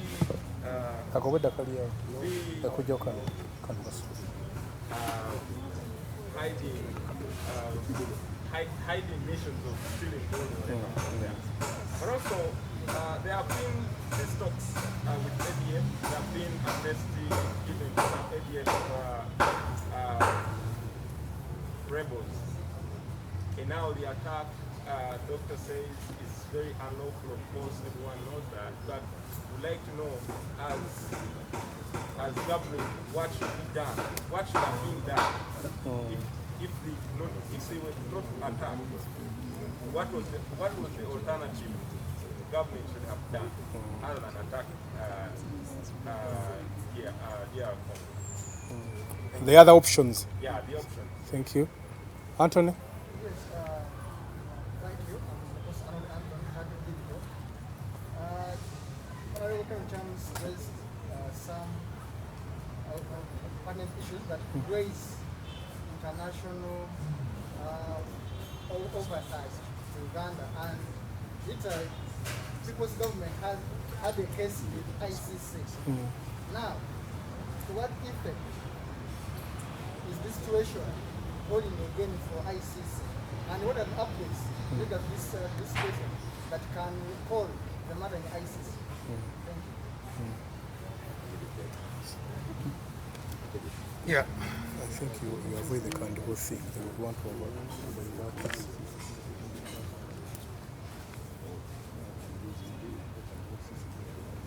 The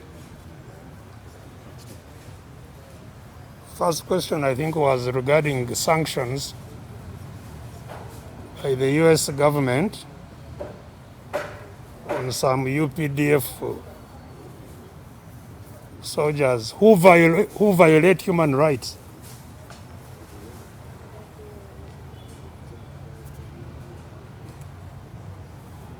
I don't think there is anybody who does not know about the violation of human rights. So I think if there are governments who are now showing concern, they should be encouraged to show more concern. And, you know, in this respect,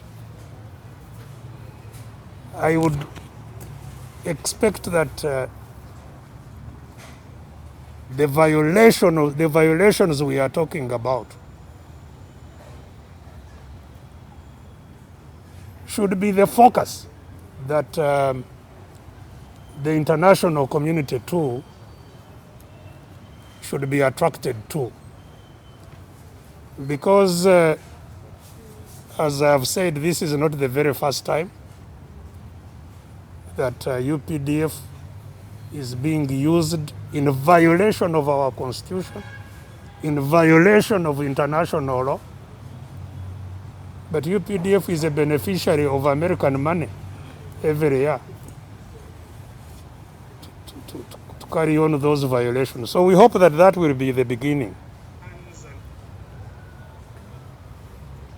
The gold question, your guess is as good as mine. I also don't know where the gold comes from. I don't have the capacity to track.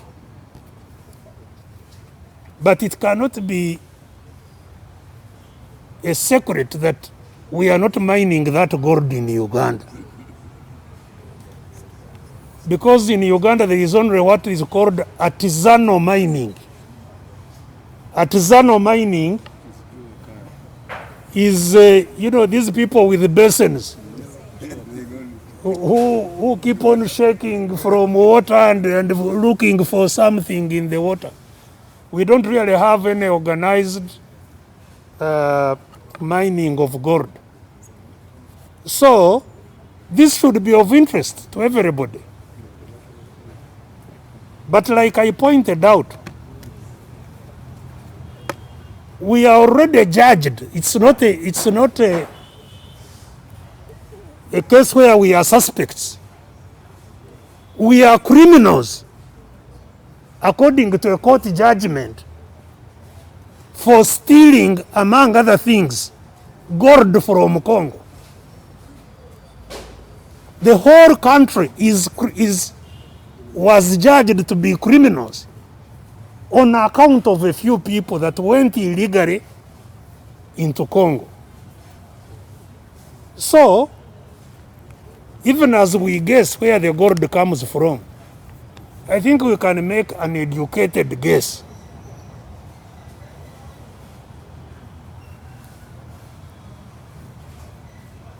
It is also indeed, as I pointed out in the statement,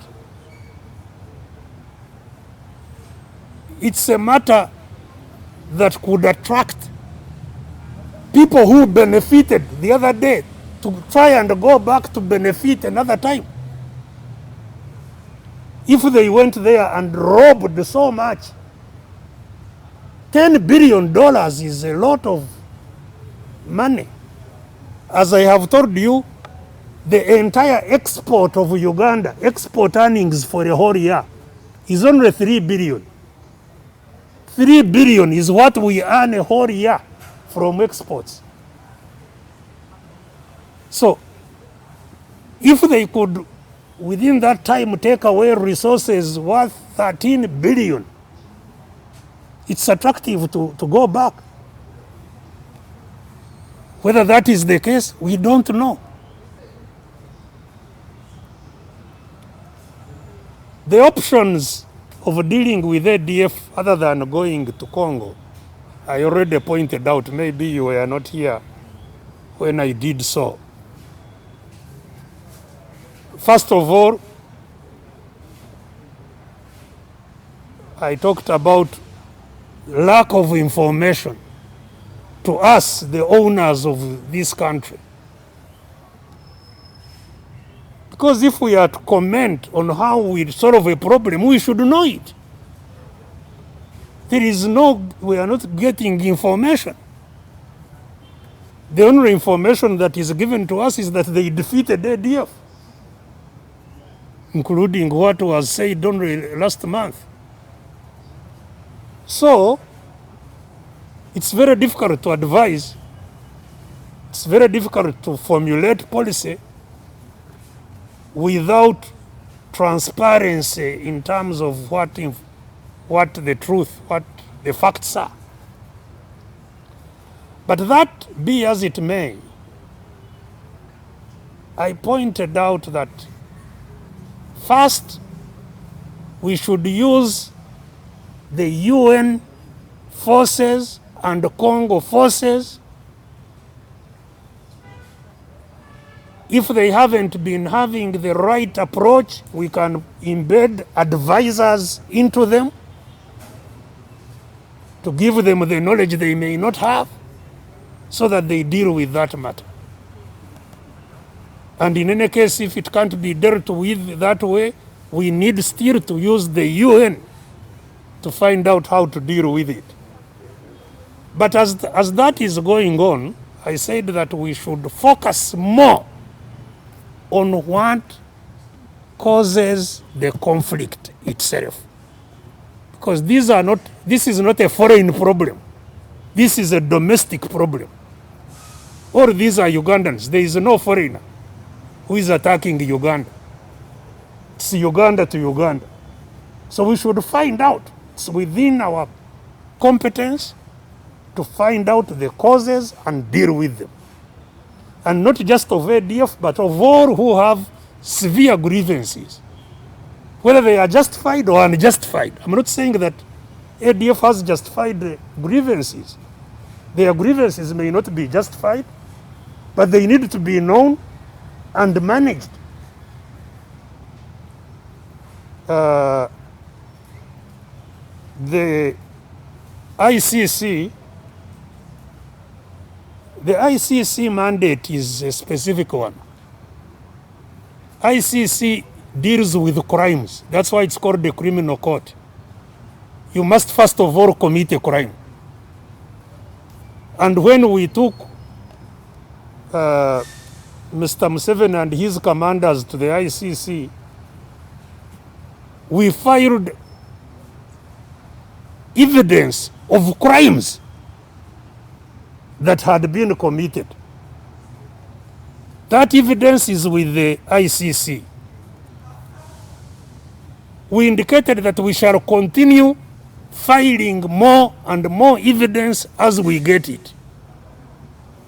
And so we have not ceased.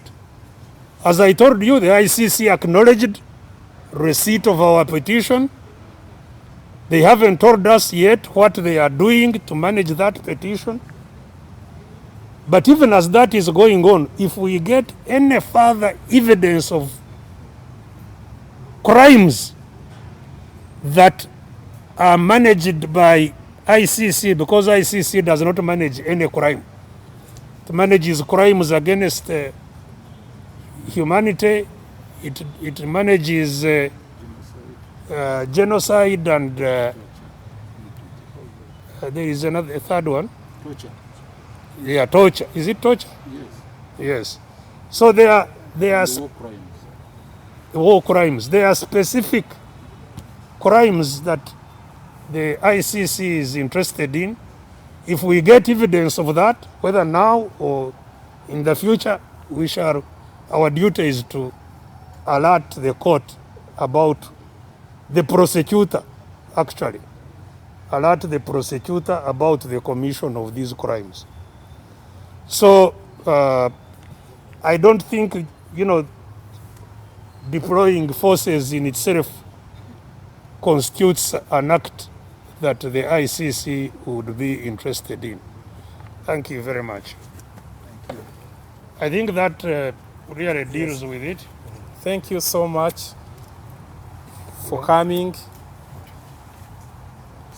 Akatambala. Akatambala.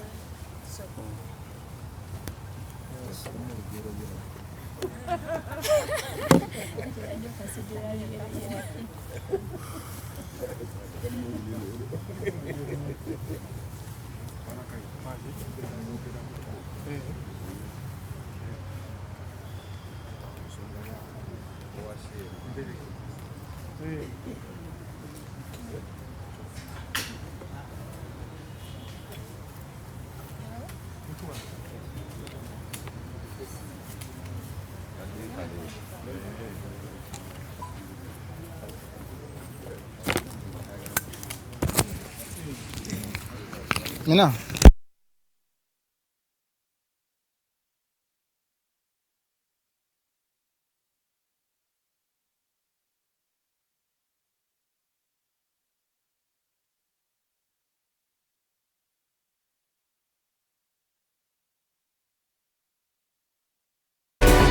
Happening now on the alternative digital.